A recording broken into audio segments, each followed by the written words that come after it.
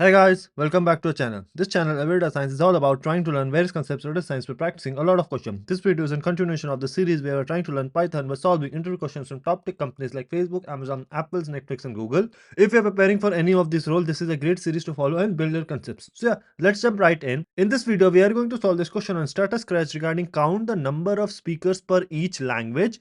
This question has been asked in Google interview, then it's a great question if you're preparing for data engineer, data scientist, BI analyst, data analyst, or ML engineer roles. Okay. The question reads, count the number of speakers for each language, sort the result based on the number of speakers in descending order.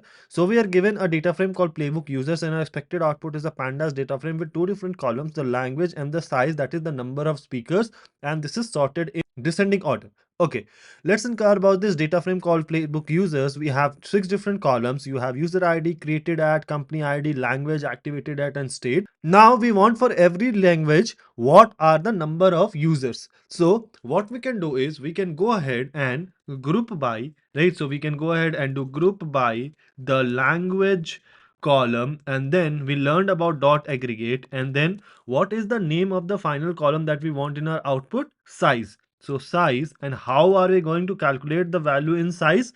We need to take the user ID column. So take the user ID column and count them.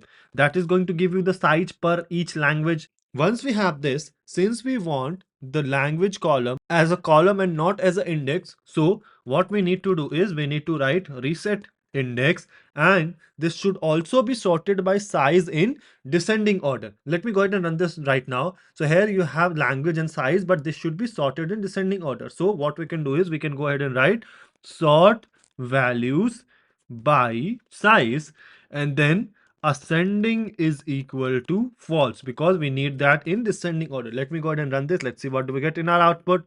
So now if we look at it, our output is exactly same as expected output. Let me go ahead and submit it so if it pass all the test cases.